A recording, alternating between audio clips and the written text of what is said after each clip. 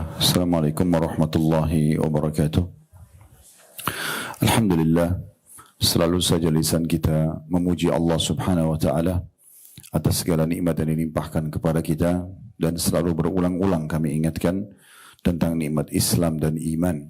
Karena dengan Islam dan iman ini, baik kita lahir di keluarga muslim, kemudian kita berpegang teguh pada Islam itu, dan insya Allah sampai ajal datang nanti dalam kondisi Islam dan iman, ataupun setelah dewasa kita mendapatkan hidayah dan menjadi mu'allaf masuk Islam. Ini sebuah nikmat yang paling besar dalam kehidupan kita, karena dengan Islam dan iman kita diajarkan dan dipandu siapa pencipta alam semesta ini, yang sering kita sebutkan dengan namanya Allah. Lalu kemudian kita mengikuti buku panduannya yang telah diturunkan dari langit sana, Al-Quran, dengan segala macam hukum-hukum dan panduan hidup, serta informasi tentang umat sebelum kita, ataupun nanti di akhir perjalanan kehidupan dunia ini menuju ke akhirat, dan keadaan di akhirat sana semuanya sudah terinci. Dan juga kita dianjurkan agar memahami tujuan hidup kita apa, ya, kemudian juga apa yang boleh dari makanan, minuman, pakaian, pendapatan, pergaulan, dan apa yang tidak boleh. Semua itu adalah nikmat yang sangat besar menjadi seorang muslim. Berapa banyak orang-orang yang tidak mengenal Tuhannya Allah, sehingga akhirnya mereka menyembah sapi, menyembah gunung, batu, pohon, dewa-dewa, bintang-bintang, karena mereka tidak punya panduan hidup. Dan kita sebagai seorang muslim sudah dimanjahkan dan juga dipandu secara langsung kalau Tuhan kalian yang menciptakan alam semesta ini adalah Allah, dan Allah itu telah menurunkan kitab Al-Quran sebagai panduan hidup, telah mengutus utusannya Nabi besar Muhammad sallallahu alaihi wasallam yang dijadikan sebagai suri tauladan, sehingga kita dapat panduan selama hidup di dunia ini, dan juga tahu apa yang akan kita raih nanti di akhirat sana. Selain daripada itu tentu masih banyak nikmat yang lain, dari kesehatan, keturunan, pasangan hidup, kesempatan, dan segala macam hal yang Allah subhanahu wa ta'ala memerintahkan kita untuk menikmati sekaligus kita syukuri. Dan kalimat syukur hanya dengan mengucapkan Alhamdulillah. Oleh karena itu jadilah orang yang selalu mengucapkan kalimat mulia ini. Selanjutnya kita panjatkan salam hormat kita kepada utusan Allah Nabi besar Muhammad sallallahu alaihi wasallam, sebagaimana Allah telah mengucapkan salam hormat kepadanya, dan sebagaimana Allah juga perintahkan kita orang-orang beriman untuk mengucapkan salam hormat, sekaligus untuk membalas jasa 23 tahun dari masa hidup manusia terbaik ini dihabiskan untuk agama kita ini. 13 tahun fase Mekah semuanya dengan hinaan, cacian, puncaknya dari usir dari kampung halamannya Mekah. Dan kita tahu betapa pedihnya orang kalau diusir dari kampung halaman. Kemudian 10 tahun fase Madinah, semuanya penyempurnaan agama ini, sehingga akhirnya sampailah kepada kita dan bisa kita jadikan sebagai pegangan hidup kita. Baik Bapak Ibu sekalian, di awal pertemuan kita ini kita kembali mengingatkan kalau kita sedang membedah buku kecil yang ditulis oleh Amir bin Muhammad Al-Mudhari dan diberikan judul 31 tuntunan hidup berkah dan panjang umur ala Rasulullah sallallahu alaihi wasallam. Artinya ada panduan-panduan dan tuntunan khusus menurut penulis, kurang lebih 31 poin, itu akan mendatangkan keberkahan, makna keberkahan, kecukupan dari semua apa yang kita rasakan dari nikmat, dan juga akan mendatangkan panjang umur sesuai dengan panduan Nabi alaihi salatu wassalam.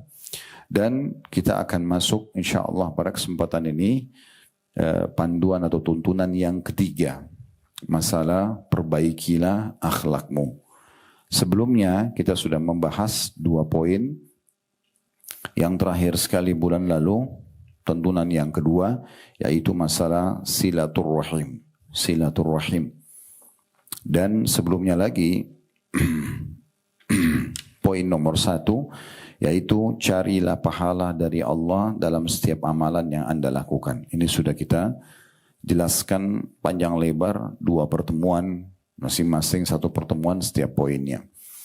Baik Bapak Ibu sekalian, kita akan bicara pada hari ini dan siang ini, semoga Allah berkahi dan ikhlaskan niat tentang masalah akhlak. Akhlak ini ya semua orang secara alami sebenarnya begitu disebutkan akhlak atau karakter yang baik, mereka bisa faham. Karena Sang Pencipta Allah telah menjadikan di dalam diri kita akhlak yang baik itu sesuatu yang terpuji. Seperti orang senyum, ramah, dermawan, pemaaf, ya. Ini semuanya jujur, amanah, tanggung jawab. Umumnya orang semua suka. Dan juga kalau ada orang yang memiliki akhlak ini pasti akan terpuji di mata manusia. Sebaliknya, rivalnya atau lawannya yaitu akhlak yang buruk.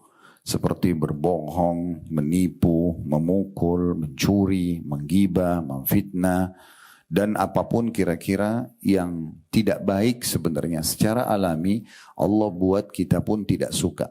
Kita tidak suka interaksi sama pembohong, kita tidak suka interaksi sama penipu, orang yang suka mengganggu. Mohon maaf, bahkan yang sederhana saja. Kalau ada orang yang intonasi suaranya lembut, dengan orang yang intonasi suaranya keras saja, itu sudah cukup jiwa kita cenderung kepada orang yang intonasi suaranya lembut misalnya. Atau orang yang cemberutan dengan orang yang murah senyum. Akan beda sekali. Jiwa kita sudah cenderung kepada orang yang murah senyum dan ramah, dan kita tidak suka dengan orang yang emosional misalnya. Nah ini adalah diistilahkan dengan akhlak atau karakter. Perlu Bapak Ibu garis bawahi bahwasanya memang agama ini adalah agama akhlak, agama akhlak. Allah Subhanahu wa taala berfirman tentang nabinya Muhammad sallallahu alaihi wa ala alihi wa sahbihi wasallam di dalam surah Al-Qalam ayat 4, wa innaka la'ala khuluqin azim. Hai Muhammad, sesungguhnya kau benar-benar memiliki akhlak atau karakter yang sangat agung.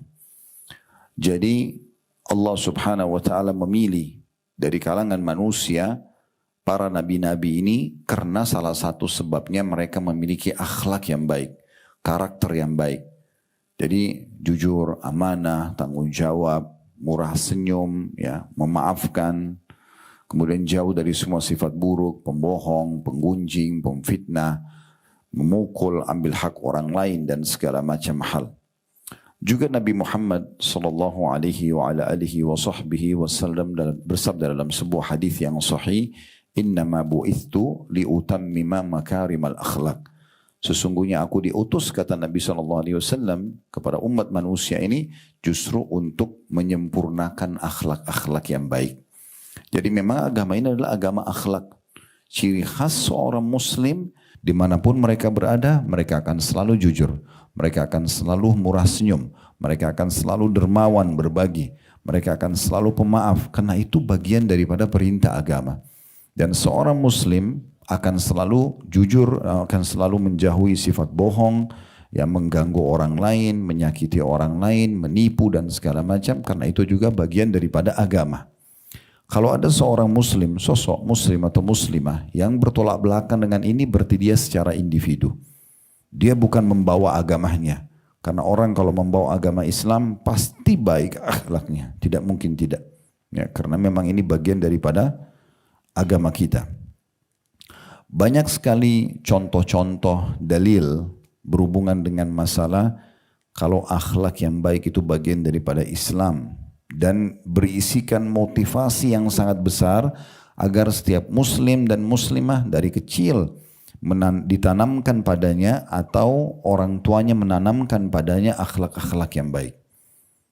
Kita lihat misalnya di halaman 33 di situ ya, di poin ketiga penulis mengangkat dalil yang sangat menarik untuk dibahas setelah beliau menyebutkan poin nomor 3, perbaikilah akhlakmu. Hadis dari Abu Darda radhiyallahu anhu bahwasanya Nabi sallallahu alaihi wasallam bersabda, "Ma min syai'in athqalu fi mizanil 'abdil mu'mini yaumal qiyamati min husnil khuluq wa inna Allaha yabghadul fahishal badhi." Kata Nabi Muhammad sallallahu alaihi wasallam, tidak ada suatu yang lebih berat dalam timbangan hamba yang beriman pada hari kiamat nanti dibandingkan akhlak yang mulia. Jadi karakter itu kalau ada baik dalam diri kita, selalu mau jujur, selalu mau amanah, selalu mau tanggung jawab, selalu mau berbagi sama orang lain, mau jenguk orang sakit, mau bakti sama orang tua, mau silaturahim keluarga, apa saja. Mau memberikan nasihat yang baik, kemudian menjauhi semua yang buruk-buruk, mengganggu orang, menggunjing, memfitnah, memukul, mencuri, maka itu berarti memang ya, karakter dasarnya orang-orang beriman. Dan ini Bapak Ibu sekalian akan menjadi timbangan sendiri yang memberatkan timbangan amal kita pada hari kiamat nanti. Itu akan paling berat nanti di timbangan amal hari kiamat. Lalu kata Nabi SAW, dan ketahuilah sesungguhnya Allah itu sangat membenci orang yang keji ucapannya. Suka suara keras, kata-kata itu tutur katanya kasar. Ya. Lagi buruk perangainya. Ya, bawaannya kasar, tatapan matanya tajam, tangannya kasar, ya, kakinya kasar, semuanya. Subhanallah, orang yang biasa lembut ini, bawaan tutur katanya lembut, santun, pasti akan tercermin juga dari fisik dia. Ya, tercermin pada fisiknya, dari wajahnya yang ceria, dari senyumannya yang manis, ya, dari tutur katanya yang baik, jaman tangannya yang santun, ramah, itu pasti kelihatan. Dengan orang yang terbiasa teriak-teriak, marah-marah, emosional, itu kelihatan dari muamalah dia. Sorot matanya tajam, tutur katanya kasar, tangannya kasar. Salaman aja sama dia itu nggak nyaman. Ngobrol aja sama dia nggak nyaman karena sudah jadi bawaan. Nah, Islam menyuruh setiap muslim dari hadits ini memotivasi dengan sangat kuat luar biasa. Kalau kau ingin hai muslim, hai muslimah, memberatkan timbangan amal solehmu hari kiamat yang membuat nanti derajatmu di surga tinggi, maka perbaiki akhlakmu dari semua sisinya. Lagi di motivasi untuk itu. Kemudian sebaliknya kata Nabi SAW, dan ketahuilah Allah sangat benci dengan orang yang lisannya tajam, ya, tatapan matanya tajam, ya, tutur katanya kasar, dan juga perangainya. Nah, perangai ini bawaannya tadi ya. Biasanya tadi saya bilang orang kalau terbiasa dengan akhlak-akhlak buruk terbawa juga ke fisiknya. Ya, kita lihat orang yang sering emosional, mukanya itu lebih cepat tua daripada umurnya misalnya. Semuanya serba berkerut di sana sini karena selalu bawaannya marah saja. Semuanya adalah emosional. Dibandingkan dengan orang yang memiliki akhlak yang baik, semuanya dengan tenang, dengan santun. Walaupun dia dalam kondisi benar, dia tidak emosional. Dalam kondisi dia salah pun dengan mudah dia minta maaf misalnya dan memperbaikinya. Nah, seperti itu. Di sini kata penulis selanjutnya, jika Anda perbagus akhlak Anda dalam berinteraksi dengan masyarakat atau orang-orang di sekitar kita, maka Anda memperoleh pahala sebagaimana yang diperoleh orang yang berpuasa di siang hari dan melaksanakan qiyamul lail. Jadi kalau Bapak Ibu coba memiliki akhlak yang baik, tutur kata yang santun, tatapan matanya syahdu, tadi saya bilang jaman tangannya ramah, suka memaafkan, suka memberi, menasihatin, mendahulukan orang lain, semua itu akan dengan sendirinya akhlak-akhlak itu dicatat sama sederajat dengan pahala orang yang puasa setiap hari, orang yang sholat malam setiap malam. Perhatikan sabda Nabi SAW berhubungan dengan itu di dalam hadis yang diriwayatkan oleh Abu Dawud. Innal mu'mina la yudriku bi husni khuluqihi darajatas shaimil qa'im. Sesungguhnya orang mukmin dengan akhlak mulianya benar-benar akan mendapatkan derajat nanti di surga. Tingkat level tinggi sekali fasilitas yang didapatkan di surga sebagaimana diperoleh oleh orang-orang yang berpuasa lagi sibuk mendirikan qiyamul lail atau sholat malam. Jadi ini luar biasa. Bagaimana dengan akhlak yang baik. Mungkin orang yang murah senyum, orang yang suka berbagi, orang yang jujur, mungkin dia tidak rutin tiap malam sholat tahajud. Mungkin dia tidak Senin Kamis puasa. Dia hanya puasa misalnya Ramadan saja. Tapi dengan akhlaknya yang baik, ya, kita nyaman sekali berteman dengan dia karena tatapan matanya tadi yang syahdu, ucapannya yang ramah, jamaan tangannya yang ramah. Maka ini sudah cukup nanti di akhirat dia akan dapat derajat orang-orang yang banyak ibadahnya. Bagaimana kalau seandainya sosok muslim dan muslimah ini menggabungkan semuanya. sudah akhlaknya baik, ibadahnya bagus. Malah puasanya rutin, sholat malamnya rutin. Ini udah luar biasa. Makin sulit untuk digambarkan bagaimana tingginya derajatnya nanti di surga.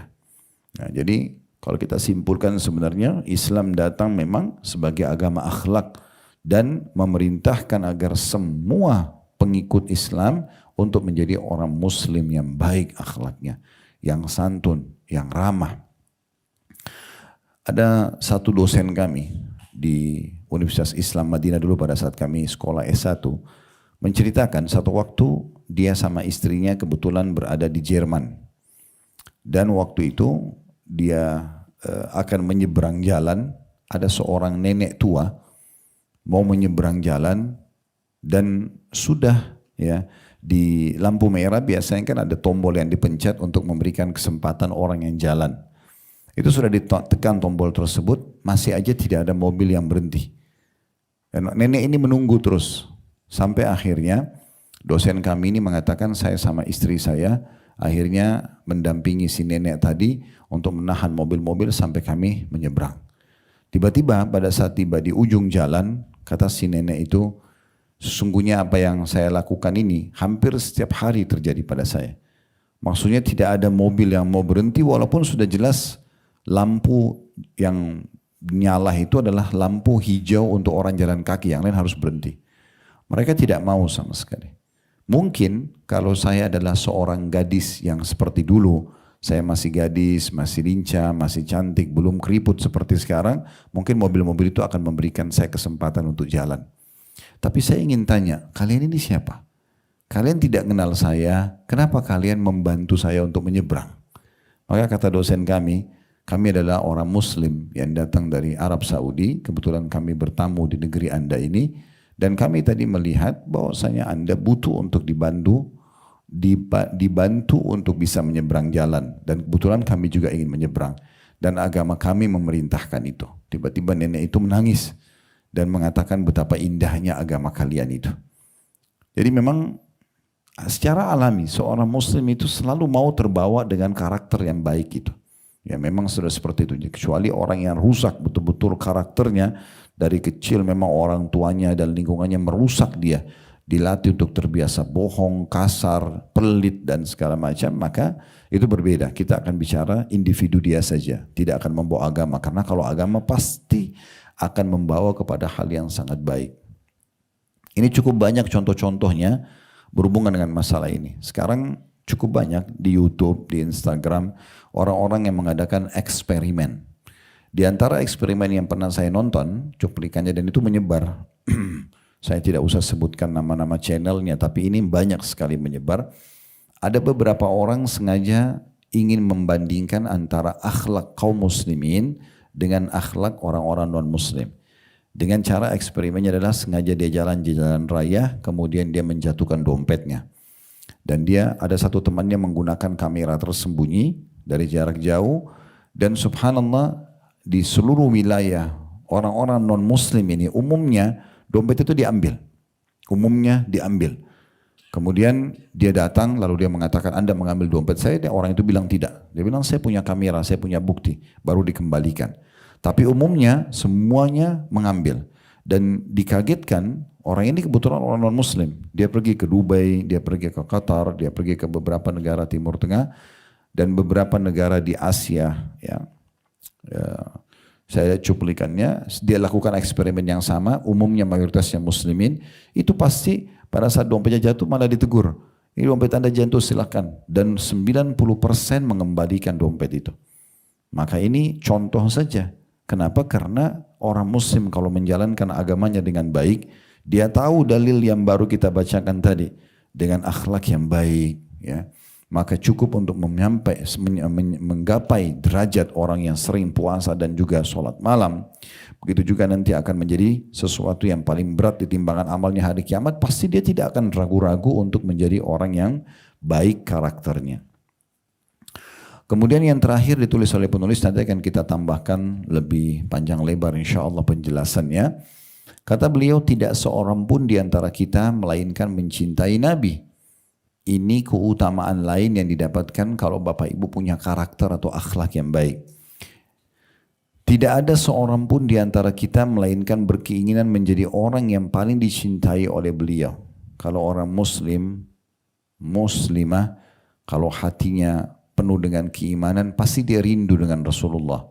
Kalau kita dengarin ceramah seorang ustadz, seorang kiai, seorang ulama, dia punya retorika yang bagus, dia punya penyampaian yang bagus, dia menyampaikan dalil-dalil yang tepat, kita rasa nyaman mendengarkan. Saya kadang-kadang kalau dengarin ceramah-ceramah para ulama di Timur Tengah misalnya, rasanya nggak mau berhenti mendengarkan ceramah mereka karena petua-petua mereka itu sangat indah untuk didengar, membuat kita nyaman aja, kita kayak masuk ke alam penyampaian dia. Itu kalau figur manusia biasa. Bagaimana kalau yang kita dengarkan langsung Rasulullah Sallallahu Alaihi Wasallam, yang semua sahabat menggambarkan bagaimana akhlak Nabi SAW. Mereka menggambarkan, ya, kami melihat Nabi SAW murah senyum, kami melihat Nabi SAW sangat dermawan, Nabi SAW sangat pemaaf, ya, dan selalu saja menjaga sikap yang baik dengan orang-orang, bahkan menjaga penampilannya, ya, sehingga para sahabat kalau melihat Nabi SAW seperti melihat bulan purnama. Mereka kalau salaman dengan Nabi, mereka menemukan bau wangi yang selalu ada sampai beberapa hari. Nabi SAW tidak pernah menolak siapapun yang datang minta tolong. Dengan sekian banyak akhlak yang luar biasa, sebagaimana Allah gambarkan dalam surah Al-Qalam ayat 4 tadi, wa innaka la'ala khuluqin azim. Sesungguhnya engkau, hai Muhammad, benar-benar memiliki akhlak yang sangat mulia. Berarti ini memang menandakan Nabi SAW adalah orang yang sangat mulia akhlaknya. Kalau Bapak Ibu ingin bersama Rasulullah, karena di dunia kita nggak bisa, di akhirat ingin bersama beliau, ingin selalu melihat beliau, ingin mengobrol sama beliau, interaksi dan dekat dengan beliau di surga, maka kuncinya punya akhlak yang baik. Itulah yang dijelaskan di sini oleh penulis, tidak ada seorang pun di antara kita melainkan mencintai Nabi. Tidak ada seorang pun di antara kita melainkan berkeinginan menjadi orang yang paling dicintai oleh beliau. Tidak ada seorang pun di antara kita melainkan ingin menjadi orang yang paling dekat majelisnya dengan beliau pada hari kiamat nanti. Dan mengenai sarana untuk menuju hal itu agar kita dekat dengan Nabi SAW di akhirat, bertetangga dengan beliau, selalu ada di depan beliau, duduk majlis dengan beliau di akhirat nanti di surga adalah panduannya sabda Nabi SAW yang berbunyi, inna min ahabbikum ilayya wa akrabikum minni majlisan yawmal qiyamati ahasinukum akhlaqa. Ketahuilah, kata Nabi SAW, orang yang paling aku cintai di antara kalian dan yang paling dekat nanti majlisnya denganku pada hari kiamat ialah orang yang paling luhur akhlaknya di antara kalian. Berarti dengan akhlak yang baik, selain kita akan mendapatkan derajat yang tinggi di surga, kita juga akan bersama dengan Nabi SAW nanti bermajlis dengan beliau di surga sana. Ini luar biasa, ya. Suatu kelebihan yang luar biasa. Baik, itu tadi apa yang ditulis oleh penulis. Sekarang kita lebih panjang lebar masuk penjelasan tentang masalah akhlak, ya. Di antaranya hadis Nabi SAW dengan sanad hasan. Kalau tadi hadis-hadis yang kita baca di buku, kalau Bapak Ibu mau kembali ke perawi atau siapa yang meriwayatkan hadis, semua ada footnote-nya, ya. Ada angka kecil di sebelah hadis, di bawah ada ditulis hadis riwayat siapa. HR berarti hadis riwayat, di sebelah yang disebutkan Tirmidzi, Abu Dawud, Ibnu Majah dan seterusnya. Nah, sekarang yang saya sampaikan inilah tambahannya. Ada sebuah hadis diriwayatkan Abu Dawud dan Ibnu Majah dan hadis ini hasan. Kata Nabi SAW, akmalul mu'minina imana ahsanuhum khuluqa. Orang mukmin yang paling sempurna imannya, yang paling sempurna imannya kepada Allah, hatinya penuh dengan keimanan semua, adalah orang yang paling baik akhlaknya di antara kalian. Apa artinya? Tidak bisa bersatu Bapak Ibu sekalian antara iman dengan akhlak yang buruk. Gak bisa. Ini seperti minyak sama air. Harusnya setelah hadir majelis ilmu seperti ini, lebih banyak memahami tentang hukum agama, hati kita lebih lunak, penuh dengan keimanan dan akhirnya membentuk karakter yang baik. Berarti iman itu akan selalu relevan dengan akhlak yang baik. Makin bagus imannya, berarti makin baik akhlaknya. Makin santun, makin ramah, makin dermawan, makin jujur, makin amanah dan seterusnya. Dan makin jauh dari semua yang buruk-buruk.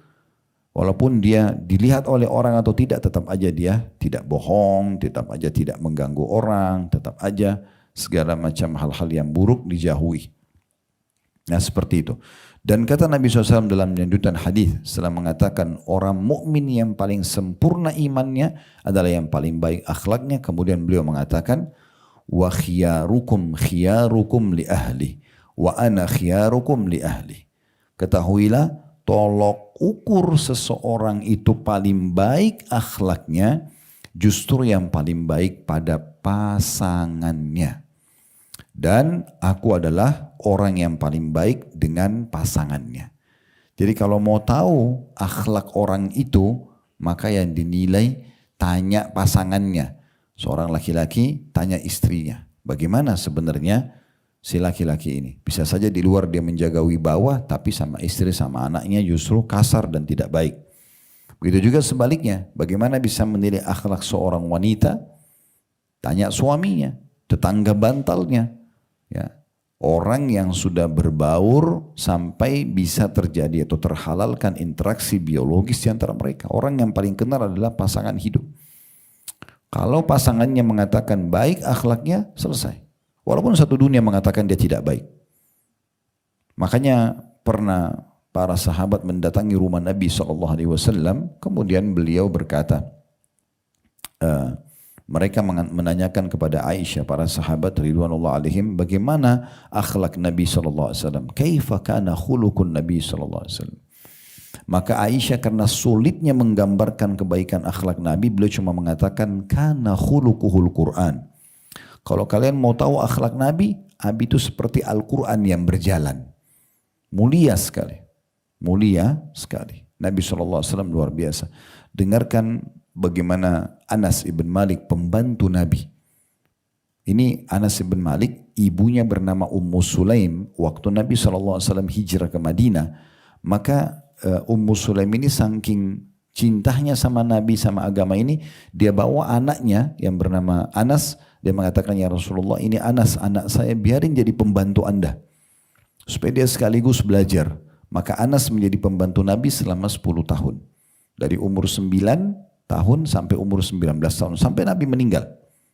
Maka dia mengatakan dalam hadis Bukhari, kata Anas, saya menjadi pembantu 10 tahun di rumah Nabi SAW. Selama 10 tahun belum pernah saya menemukan satu kali pun Nabi SAW berkata kasar kepada para istrinya ataupun pembantu-pembantunya. Gak pernah.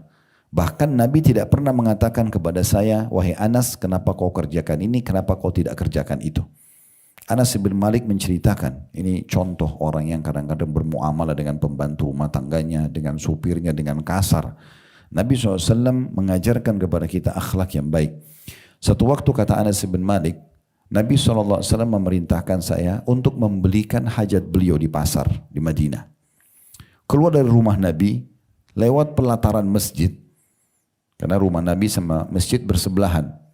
Maka saya menemukan ada anak-anak yang sebaya dengan saya, umurnya mirip. Maka pada saat itu saya pun lupa hajat Nabi, kemudian saya bermain dengan mereka. Lupa, anak kecil. Karena waktu itu umurnya antara 10 sampai 11 tahun. Waktu awal-awal dia bekerja dengan Nabi dari umur 9 sampai 19 tahun. Kurang lebih di umur 10-11 tahun dia pernah disuruh oleh Nabi SAW, lalu dia lupa. Kata Anas bin Malik, waktu saya lagi asyik bermain sama teman-teman yang sebaya dengan saya di pelataran masjid, tiba-tiba saya mendengarkan ada panggilan dari belakang saya yang mengatakan, ya Unais.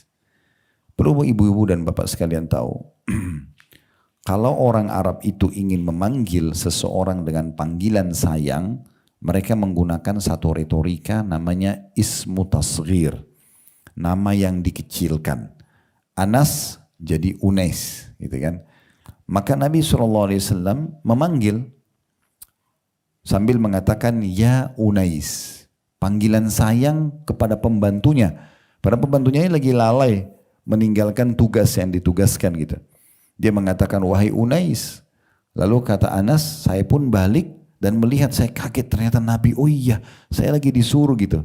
Maka Nabi SAW sambil senyum dan mengatakan, tidakkah engkau menyelesaikan dulu perintahku baru engkau bermain? Cukup begitu saja.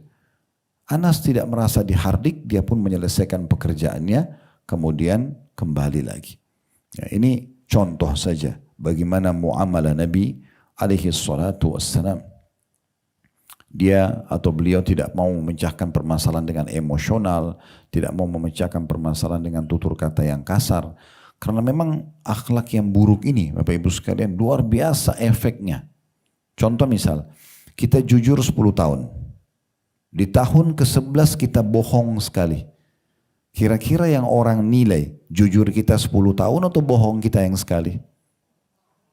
Coba, berarti kan akhlak buruk itu bahaya banget. Karena satu kali, bukan satu hari ya, sekali kita bohong di tahun ke-11, 10 tahun jujur kita yang selalu kita jaga hilang semua. 10 tahun kita dermawan, suka berbagi. Tahun ke-11 kita tidak memberi sekali. Yang mana orang nilai? Tidak memberinya kan? Orang lupain karakter yang baik kita. Jadi menjaga akhlak yang baik itu luar biasa. Dan akhlak yang buruk yang dilarang dalam Islam itu berefek luar biasa terhadap penilaian orang kepada kita. Oleh karena itu, kita tujuannya duduk belajar seperti ini, Bapak Ibu sekalian. Ini sering kami sampaikan di setiap majelis kami. Kita kalau duduk seperti sekarang, berarti kita sedang bicara sekarang ke depan. Kita nggak bicara yang lalu. Kalau ada, insya Allah tidak ada. Ada orang yang mungkin dulu masa lalunya pernah bohong, pernah kasar, pernah ganggu orang, suka gosip, suka fitnah. Oke, sekarang berhenti.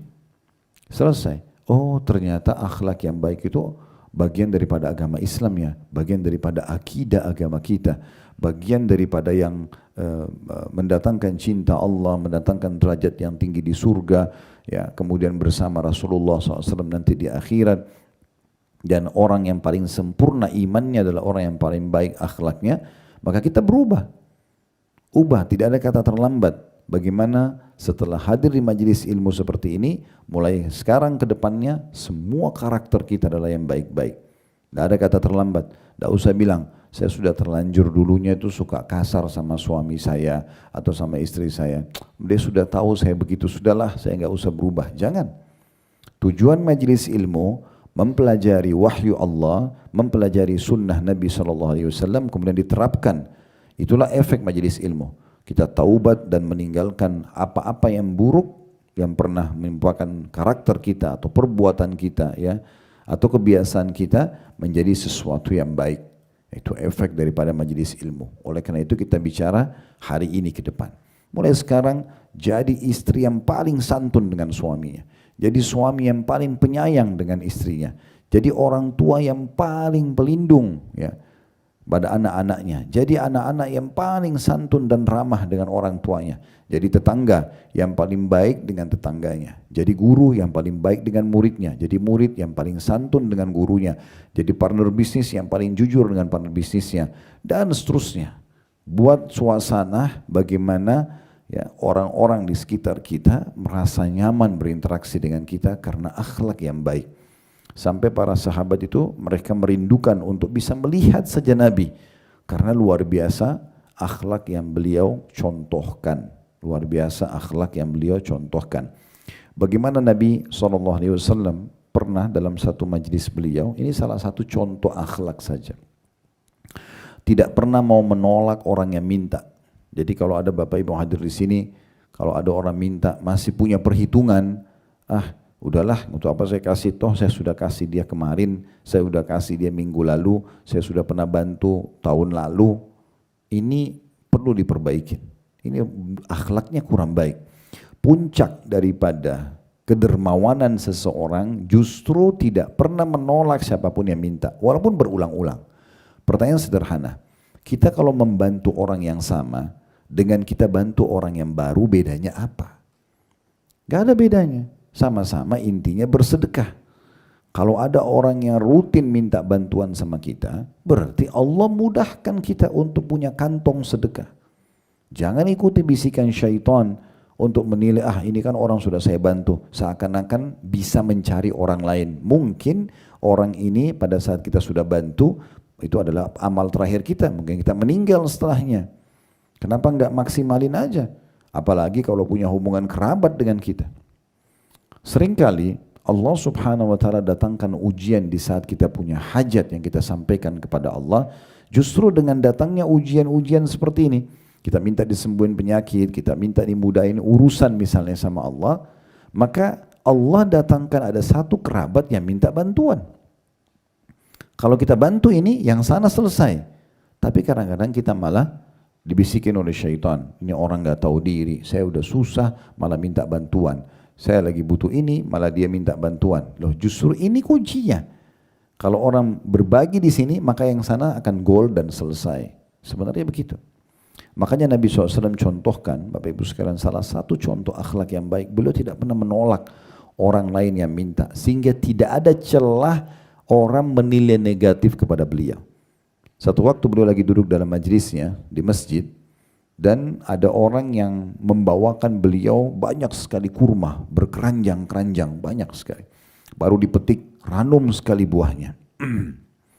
Maka pada saat itu, Nabi SAW belum menikmati satu butir pun. Ada orang yang datang minta. Maka Nabi SAW kasih. Dan Nabi SAW ini orangnya dermawan sekali.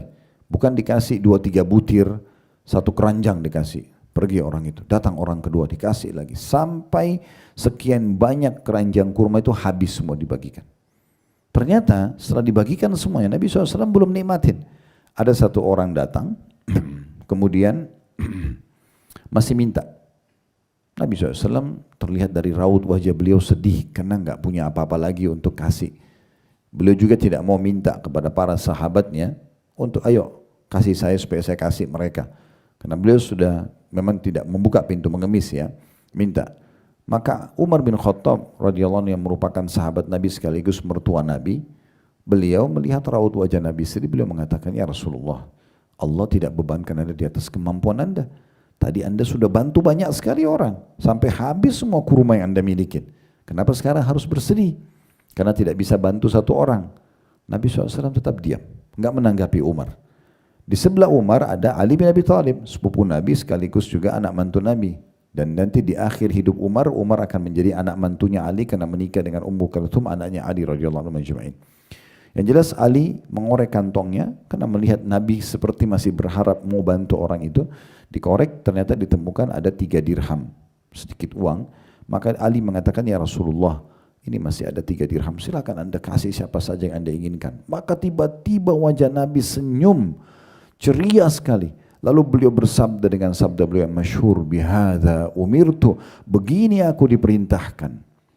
Begini aku diperintahkan. Pokoknya selama mampu kasih orang lain.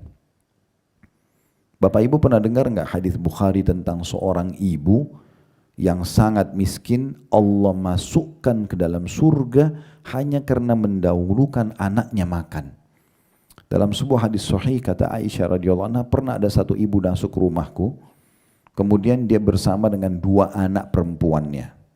Pada saat itu, kata Aisyah, dia minta makan. Karena miskin, tidak ada makanan. Kata Aisyah, saya tidak punya kurma kecuali 3 butir.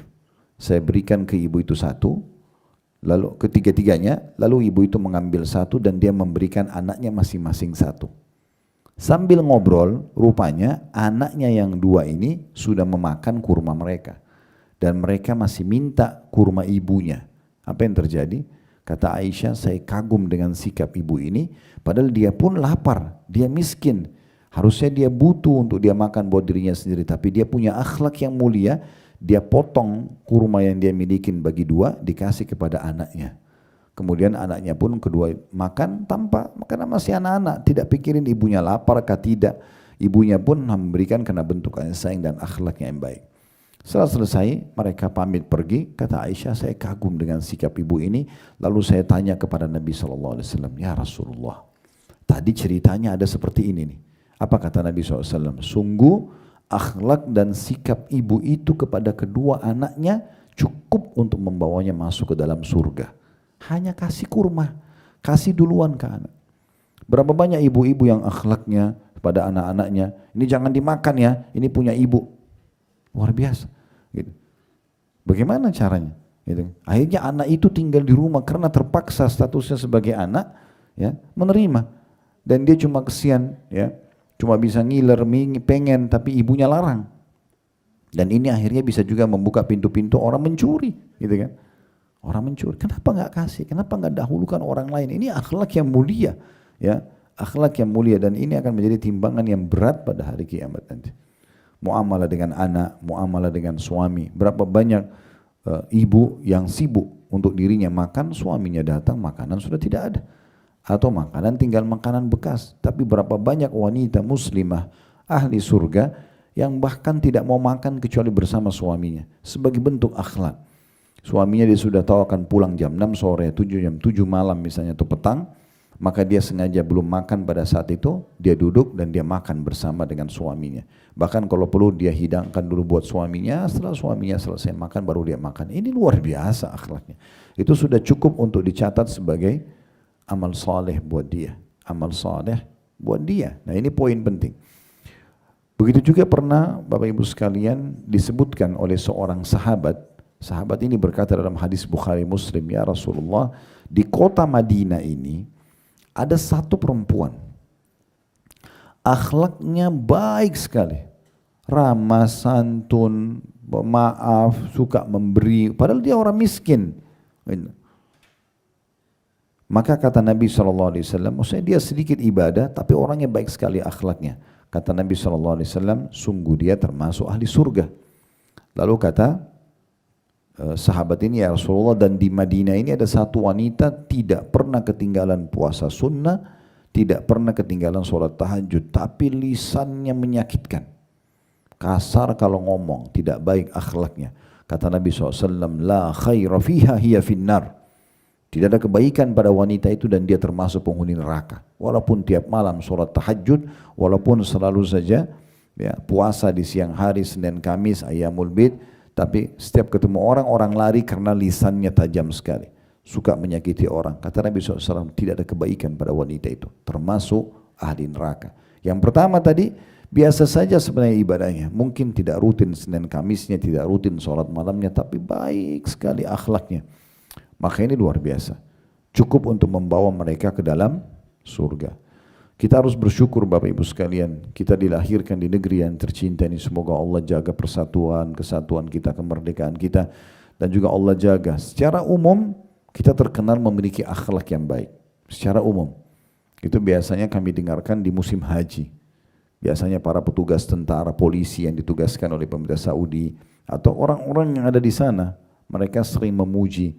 Oh kalau orang Indonesia baik-baik menurut mereka. Mungkin masih banyak yang kurang dari kita. Tetapi ada penilaian umum orang dibandingkan orang dari Afrika yang suka kasar, dibandingkan orang ya dari beberapa negara yang susah sekali untuk diatur, gitu kan.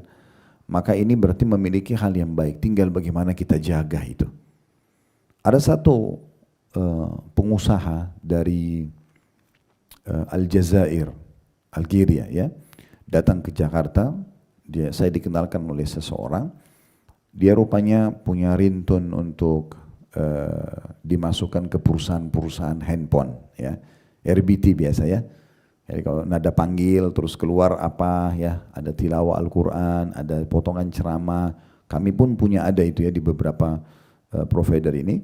Yang jelas dia datang, kemudian saya kenalan lah. Pertama kali dia dari Afrika datang ke Indonesia, itu dia luar biasa dia membahasnya. Saya yang satu hal yang saya tidak bisa menilai mendapatkan di negeri saya, bagaimana ada kesantunan orang-orang Indonesia, dia ngomong gitu. Saya coba tanya, seperti apa maksudnya kesantunan? Dia ambil contoh, dia bilang kalau di Jakarta begitu luar biasa macetnya, ya orang kebanyakan lebih bersabar, tidak banyak yang klakson. Mungkin kalau di negara saya ini sudah klakson semuanya, macet sedikit saja. Walaupun mungkin dia belum tahu kalau ini sudah jadi kebiasaan kita di Indonesia. Di Jakarta terutama memang macet tiap hari. Jadi ngambek pun nggak mungkin ada manfaatnya. Tapi orang bisa menilai itu sebuah karakter yang baik. Memang saya waktu hidup di Madinah, di kota Rasulullah SAW itu kalau mungkin karena mereka tidak biasa macet ya.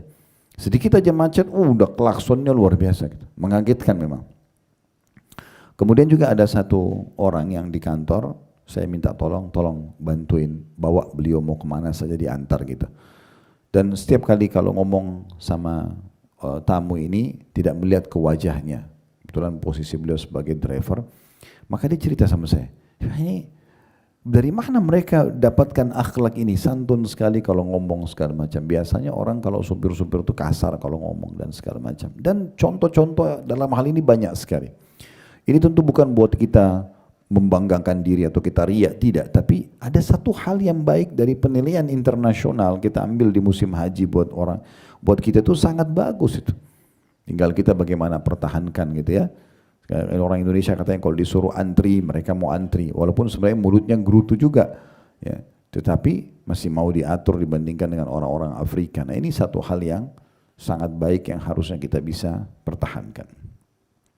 Baik, kita akan masuk ke pendapat para ulama tentang masalah akhlak yang baik. Seperti apa sih mereka menggambarkan akhlak yang baik itu? Imam Hasan Basri rahimahullah, salah satu ulama tabi'in berkata, husnul khuluq al-karamu wal-badlatu wal-ihtimalu. Artinya akhlak yang baik adalah ramah.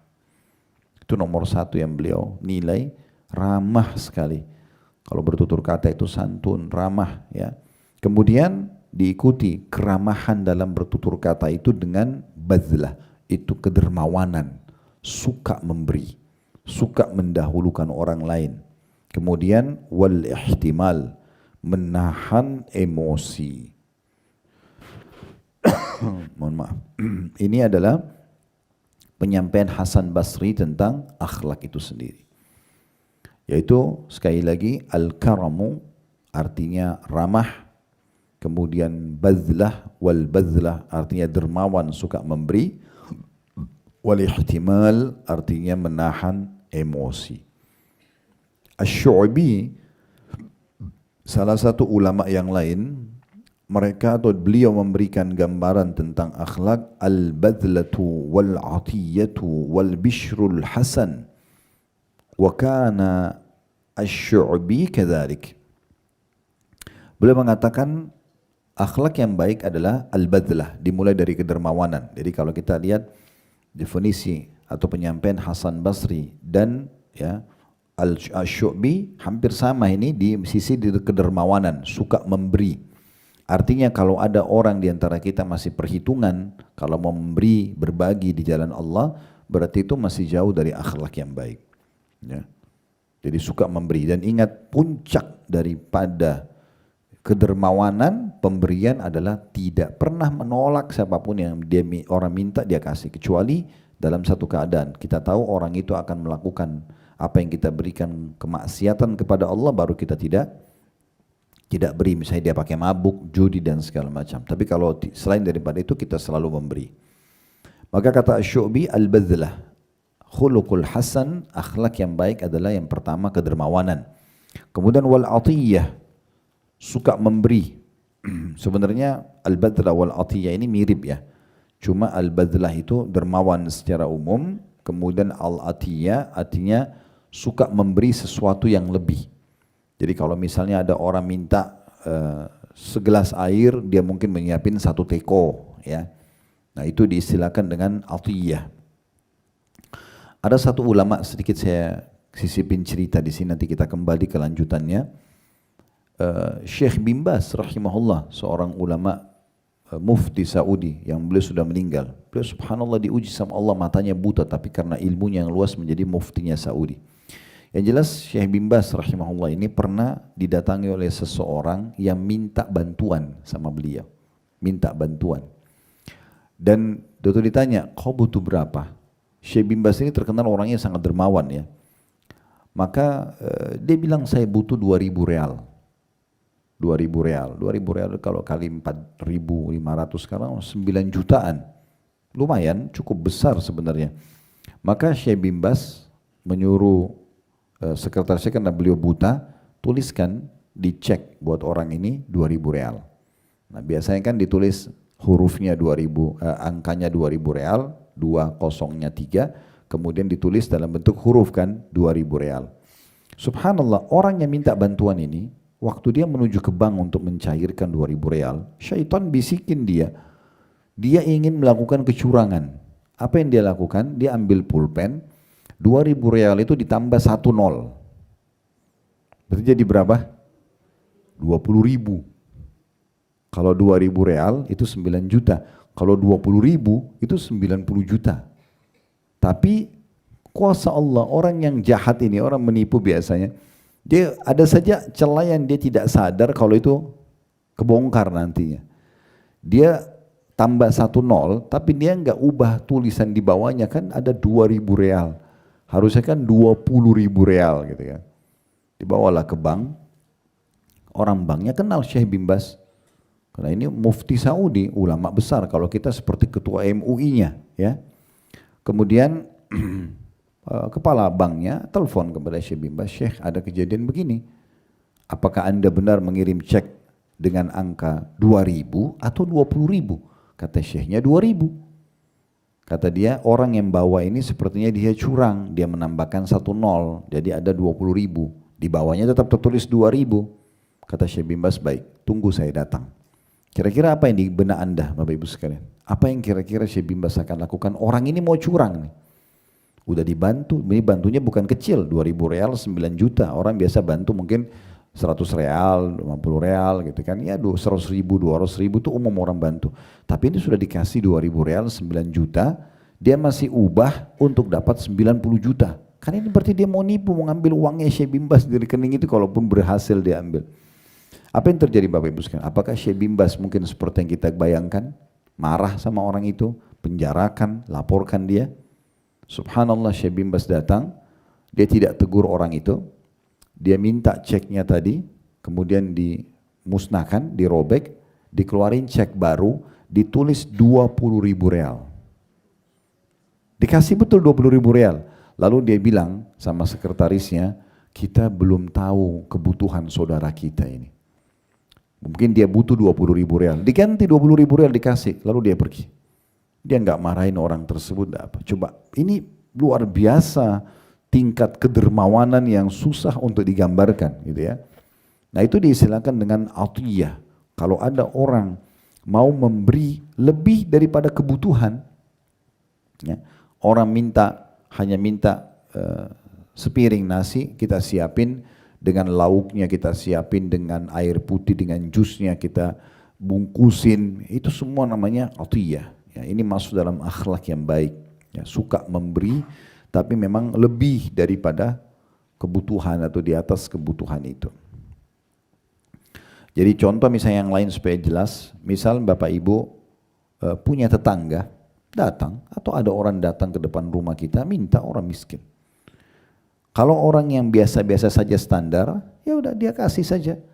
Bu, Pak, tolong bantu saya. Baik, ini 100.000. Pergilah orang tersebut. Ini masih biasa, standar sekali. Bagaimana kira-kira kalau kita mau bicara definisi al-atiyah tadi? Orang yang suka memberi lebih, maka dia mengambil data orang itu. Ibu tinggal di mana? Oh, tinggal di sini. Dia coba ikut, dia lihat rumahnya, dia lihat kondisinya. Oh, ternyata rumahnya ini tinggal di pinggir kali, cuma pakai kain atau terpal. Oke, dia coba carikan tempat, dia berikan tempat yang layak. Kemudian anak-anaknya disekolahkan misalnya. Kemudian dia memenuhi kebutuhan, mesti kesehatan, misalnya sakit. Nah itu yang namanya atiyah. Orang yang datang memang menyelesaikan perkara seseorang sampai orang itu sudah tidak tahu lagi harus bilang apa karena kebaikan kita. Nah seperti itu yang dimaksud. Ini yang Asy-Syu'bi mengatakan. Jadi akhlak yang baik adalah al-badlah, sifat dermawan secara umum, dan atiyah, suka memberi dan melampaui batas dalam masalah ini. Memang lebih daripada kebutuhan orang tersebut. Ya, bahkan dijadikan orang-orang yang tidak mampu ini sebagai kantong pahala buat dia. Kemudian beliau mengatakan wal bishrul hasan, dan kegembiraan ya pada orang lain, atau memberi kegembiraan pada orang lain, menggembirakan orang lain, menyenangkan hati orang lain.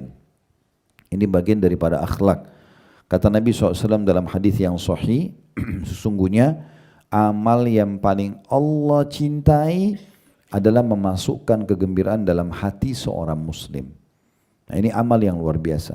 Ini bagian daripada akhlak. Jadi menggembirakan suami, menggembirakan istri, menggembirakan anak, orang tua, mertua, ipar, saudara, kerabat, tetangga, siapa saja. Semuanya kita buat gembira, maka itu adalah amal yang paling Allah cintai. Bahkan kata Nabi SAW, la tahkiranna minal ma'rufi syai'a, jangan pernah kalian hitung-hitung amal walaupun itu kecil, selalu kerjakan.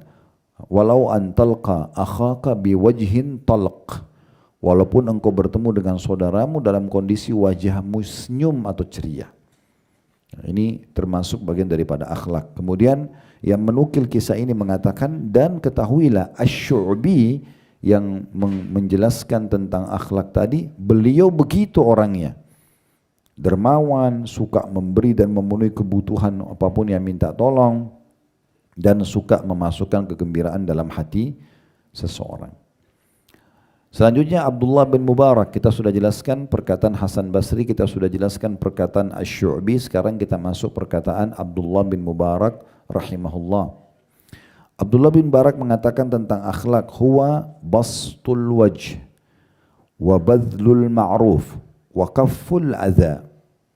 Akhlak yang baik adalah, beliau mengatakan, bermuka manis, suka senyum, ramah, ya. Semua orang kalau lihat ke wajahnya itu merasa nyaman, ya, karena memang jauh dari sifat emosional, ya.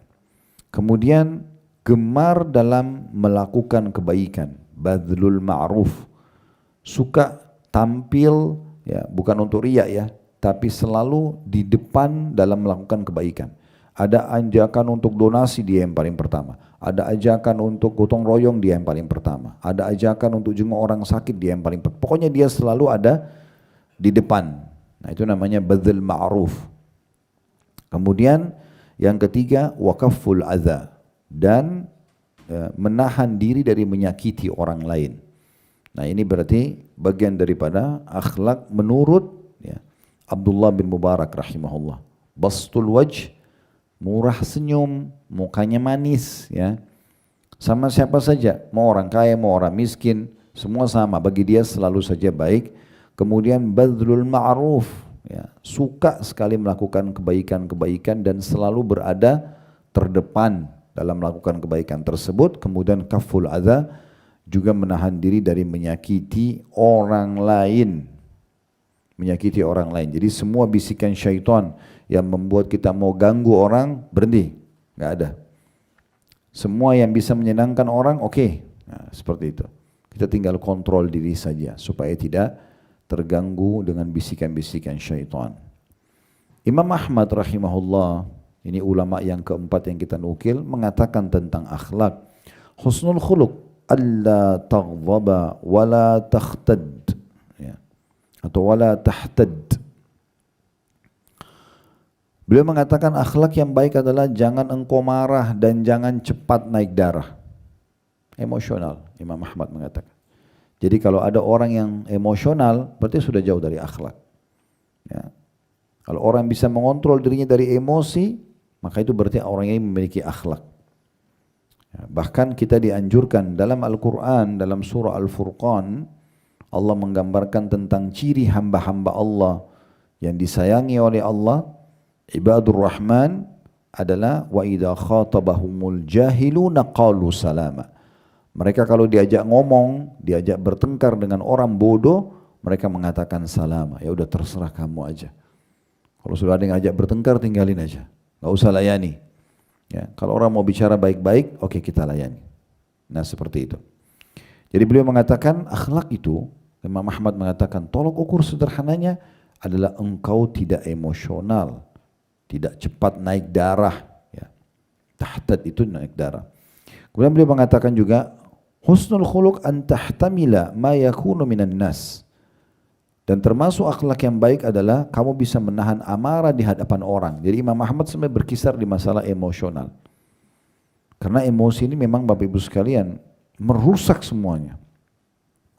Raut wajah kita jadi berubah, tutur kata kita jadi kasar, mata kita jadi melotot, sikap kita semua jadi tidak teratur, tidak ada manajemennya. Orang emosi itu tidak ada lagi manajemen dalam semua hal, ya. Tidak bisa termanage sudah, lisannya, matanya, tangannya, kakinya udah nggak bisa lagi terkontrol. Idenya semuanya buyar. Makanya Nabi SAW mengatakan la taghdab walakal jannah. Jangan kau emosional, pasti kau akan masuk surga. Itu kata Nabi SAW. Ringkasnya begitu. Udah baik-baik aja. Orang mau emosi terserah, kita nggak usah ikut emosi. Ya. Apakah berarti orang tidak boleh marah, Ustaz? Boleh. Nabi SAW marah kalau ada orang melanggar hukum Allah. Raut wajah beliau berubah. Tapi dalam keseharian, enggak. Kalau hanya kena masalah teknis-teknis saja, enggak usah emosional. Sampai pernah ada sahabat mengatakan, ya Rasulullah, berapa kali kami harus maafkan pegawai kami? Kata Nabi SAW, maafkan walaupun sampai 70 kali. Selama dia mau memperbaiki, dan itu adalah bukan masalah pelanggaran agama yang fatal, kenapa tidak? Kalau hanya masalah teknis, ajarin, pandu dan segala macam. Imam Syafi'i rahimahullah pernah punya seorang murid, Bapak Ibu sekalian, suka maaf ini, saya cuma kasih gambaran waktu itu ya, bukan karena ibu dan bapak yang duduk di belakang, tapi murid Imam Syafi'i ini suka duduk di belakang sendiri, karena dia tahu diri kalau dia sulit sekali menangkap pelajaran. Imam Syafi'i tahu itu, Imam Syafi'i jelasin materinya, udah selesai, Imam Syafi'i datangin dia setelah bubar semuanya lalu menjelaskan kembali semua ceramahnya. Orang itu mengatakan, wahai imam, tidak usah anda lakukan ini, memang saya begini, orangnya lamban fahamnya. Kata Imam Syafi'i, tidak, saya akan mengajarkan kepadamu sampai kau faham. Coba bayangkan. Bagaimana luar biasa akhlaknya Imam Syafi'i rahimahullah, gitu kan? Kalau sebagian orang apalagi pikirannya hanya duit saja dalam mengajar, ya orang faham, nggak faham terserah. Kan Bapak Ibu kita pernah sekolah sama-sama, kita bisa lihat ada guru yang peduli dengan semua muridnya supaya dapat ilmu, dengan ada yang cuma datang yang penting dia terima gaji, orang faham nggak faham terserah. Gitu kan? Maka Imam Syafi'i rahimahullah menunjukkan kepada kita bagaimana akhlak seorang guru yang baik. Dia datang ke muridnya, dia jelasin dengan tuntas semuanya, kemudian baru dia dia sampai muridnya itu memahami apa yang dia harusnya fahami. Nah seperti itu. Jadi memang masalah emosi ini luar biasa. Ya. Makanya pernah ada anak muda datang mengatakan, ya Rasulullah, wasiatkan saya. Maksudnya supaya saya ini hidup enak, tentram, nggak punya masalah sama Allah, nggak punya masalah sama manusia. Kata Nabi SAW, la taghdab. Jangan kau emosional. Orang itu bilang, apa lagi ya Rasulullah? La taghdab, 2 kali. Jangan kau emosional. Orang itu masih bilang, apa lagi ya Rasulullah? Kata Nabi SAW, la taghdab. Jangan kau emosional. Selesai. Udah hidupmu kan bahagia tuh. Kapan kita bisa kontrol emosi? Makanya dalam hadis Bukhari yang lain kata Nabi SAW, laisa sur'atu bil ghadab. Bukan keperkasaan, kejantanan, ya kedewasaan dinilai dari emosionalnya seseorang, banting pintu, marah-marah, segala macam. Walakinna sur'atu man malaka nafsahu indal ghadab. Tapi kedewasaan, kebijaksanaan, ya itu dinilai keperkasaan justru dari bisanya seseorang mengontrol emosinya. Ya, jadi ini bagian daripada akhlak yang luar biasa. Dikuatkan dengan perkataan Ishaq bin Rahawai rahimahullah. Beliau mengatakan huwa bastul wajhi wa alla taghdab. Beliau mengatakan gitu. Engkau kalau mau akhlak baik, suka bermuka manis dan tidak emosional. Begitu terus ya penyampaiannya. Berarti orang kalau emosional ya itu akan otomatis ya dia akan jauh dari akhlak yang baik. Dan subhanallah orang kalau emosional ini ya mereka akan susah sekali untuk mengontrol dirinya. Orang kalau sudah membiasakan dirinya emosi ini, tentu dekat dengan penyakit-penyakit kayak darah tinggi, stroke, itu semua karena memang masalahnya di emosi secara kejiwaan ya. Kemudian nanti dia mudah marah bahkan sama dirinya sendiri. Orang yang biasa emosional ini mungkin pintu rumahnya ditiup angin, tertutup, lalu dia marah sama pintu, dia marah sama angin. Mungkin dia mau pakai sendal, kemudian karena dia buru-buru, sendalnya dia pakai terbalik yang kanan dan kiri. Dia bisa marah dengan dirinya sendiri. Dan seterusnya. Kenapa? Karena memang dia biasakan diri. Ini bahaya. Berarti semua juga akan dia marahin nanti. Kalau dirinya sendiri dia marahin, bagaimana dengan orang lain? Ya. Saya kadang-kadang subhanallah tidak bisa berpikir menangkap dengan normal bagaimana kalau ada seorang ibu yang Allah berikan anak dia di saat ada banyak wanita yang tidak bisa diberikan anak atau belum diberikan sama Allah, begitu ada anak itu menjadi ajang pelampiasan emosi. Subhanallah. Kita mau tiba-tiba anak kita yang kecil itu faham seperti kita? Kan mungkin lah, gitu kan? Ya harus sabar. Itu on proses, sedang dalam proses mereka itu. Dan mereka adalah amal jariah terbesar buat kita. Saya nggak bisa lupa kejadian pernah ini sebagai penutup. Ada satu, waktu itu saya lagi di rumah mertua di Surabaya. Saya lagi duduk di ruang tamu bertamu, duduk waktu itu ngobrol sama beliau, tiba-tiba ada satu anak nangis-nangis. Kayak histeri banget anak itu. Saya kena penasaran, saya keluar dari pamit sama mertua saya keluar ke teras rumah. Di sebelah rumah rupanya di tangga itu ada satu ibu, entah anaknya buat salah apa, tapi seingat saya anak itu antara 3 sampai 4 tahun umurnya. Itu dipegang satu tangannya dipegang oleh ibunya, dan di bawahnya anak itu sumur. Jadi dia kayak lagi marah sama anak, entah buat apa, dia ngancam akan melepaskan ke sumur itu. Subhanallah, ini luar biasa gitu ya. Di mana hati nuraninya? Nggak usah bicara masalah akhlak. Ini anak dia, darah daging dia. Tapi ada orang begitu. Ada orang ibu yang cubitin anaknya sampai memar-memar, dipukulin. Kenapa harus begini? Ya. Ada orang lebih sayang benda dia yang hilang daripada fisik anaknya. Subhanallah. Makanan yang dimakan misalnya, sapu yang dipatahin atau apa saja. Masa itu lebih berharga daripada anak kita manusia yang ada orang di luar sana. Saya tahu sudah di atas 15 tahun mereka berumah tangga berharap supaya dapat anak. Ada satu bapak kemarin datang ke restoran kami. Saya tidak kenal beliau. Begitu lihat saya, Ustaz, minta waktu sebentar. Oh ya baik. Masya Allah orangnya tidak ada kurang secara fisik gitu. Dia sama teman-temannya beberapa orang, habis itu dia bilang saya ingin bicara 4 mata Ustaz. Baik silakan. Teman-temannya semua pada pergi, kami di sebelah restoran ada toko, kami di lantai 2 tempat fashion pakaian, saya ada kursi tengah, saya duduk berdua, memang tidak ada orang di situ. Tiba-tiba dia berkaca-kaca matanya, lalu saya juga heran kalau saya lihat seorang laki-laki menangis, ini itu susah sekali kalau laki-laki nangis, biasanya pasti ada sesuatu yang besar. Lalu dia mengatakan, Ustaz saya sudah 10 tahun menikah, tapi memang belum dikaruniai anak saya sama istri saya. Kami ingin sekali punya anak, dia bilang. Dan dia bilang, pada saat saya pun sudah mau ambil anak angkat, ternyata keluarga saya ikut campur, saudara-saudara saya ikut campur bicara karena mereka rupanya orang punya harta yang banyak. Nanti takutnya anak angkat ini malah jadi nanti mewarisi harta dan segala macam. Dia minta saran pada saat itu. Tapi mata dia merah, dia nangis hanya karena berharap bisa punya anak. Tapi banyak orang subhanallah dikasih anak malah berkeluh kesah dengan anak-anak itu. Malah dijadikan ajang pukul, ajang untuk marah-marah dan segala macam. Kadang-kadang hanya karena untuk gosip sama temannya, gak apa-apa anaknya dimarahin. Ya.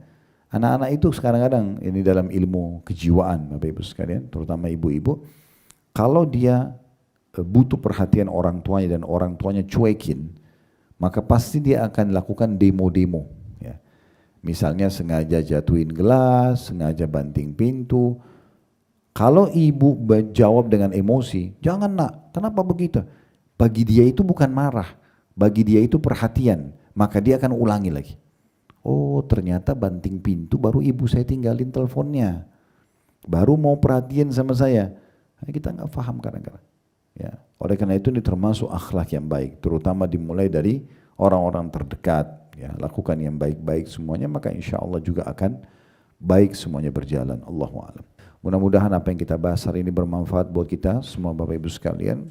Yang terpenting dalam majelis ilmu adalah isi daripada tema bahasannya, sementara pertanyaan adalah pelengkap saja tentunya. Dan bagi teman-teman yang belum sempat dijawab pertanyaannya, jangan kecewa, mudah-mudahan tadi itu yang dibacakan sudah mewakili. Dan sekali lagi kita fokus kepada tema bahasan kita. Semoga Allah SWT selalu memperbaiki dan menyempurnakan akhlak-akhlak kita, menjadikan kita hamba-hambanya yang selalu diselimuti ya, dan menjadikan juga sebagai pola hidup akhlak yang mulia, baik dengan pasangan hidup, baik dengan anak-anak, baik dengan orang-orang terdekat dan siapapun dia. Dan semoga Allah catat itu menjadi pahala yang sempurna. Selalu kita doakan agar negara kita menjadi negara yang aman, tentram, damai. Allah berikan petunjuk para pemimpin menjalankan tugas dengan baik. Dan juga Allah jadikan kita masyarakat yang selalu gotong royong, bekerja sama dalam menjaga persatuan, kemerdekaan dan persatuan kita. Dan semoga kita menjadi contoh bagi orang-orang lain. Selalu kita doakan saudara-saudara kita di Palestina, terutama di Gaza. Di hari ini mereka sudah masuk di musim dingin dan karena banyaknya saluran-saluran air yang tertutup, akhirnya banjir di perkemahan mereka pun banjir. mereka kedinginan, mereka kehabisan bekal makanan. Semoga Allah Subhanahu wa taala ikhlaskan niat mereka, terima para syuhada mereka, muliakan Islam di tangan mereka dan tangan kita semua, dan semoga Allah ikut sertakan kita bersama mereka di pahala, serta dimanapun umat Islam sedang butuh bantuan, semoga Allah bantu mereka dan Allah catatkan ini sebagai tambahan pahala untuk kita karena kita mendoakan mereka. Dan semoga Allah satukan kita semua di surga firdausnya tanpa hisab. Allahumma amin. Baik Bapak Ibu sekalian, saya mengajak Anda ikut serta dalam mendukung channel dakwah kami ini di YouTube dengan subscribe, like dan juga loncengnya. Teman-teman di Instagram, Facebook, TikTok, semuanya Anda bisa mengikuti tata cara yang sudah dipandu, mungkin dengan follow, dengan share, memberikan komen-komen positif. Maka ini adalah hal yang sangat baik, dan dukung semua channel yang menyampaikan tentang Al-Quran dan Sunnah, tentang Islam, agar Anda punya andil bersama mereka di pahala. Kami juga mengajak teman-teman yang bergabung di yayasan sosial yang Allah amanahkan di pundak kami, ada Yayasan Khalid Basalamah, brandnya adalah sedekah kreatif. Kalau Bapak Ibu mau jadi donatur tetap bisa, atau mungkin tadi seperti Sohibul Bait menjelaskan ada pesantren, juga bisa bekerja sama dengan yayasan kami. Apa yang kami bantu tentunya itu bisa, kami akan ikut serta di situ. Dan juga yang terakhir kami mengajak bagi Bapak Ibu yang berminat untuk melaksanakan ibadah haji dan umrah, kalau mau bergabung bersama kami di travel yang sedang Allah amanahkan, kami berikan nama Uhud Tour untuk mengenang peperangan Uhud tentunya.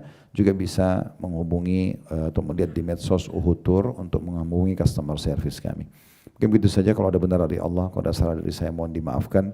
Subhanakallahumma bihamdika asyhadu an la ilaha illa anta astaghfiruka wa atubu ilaik.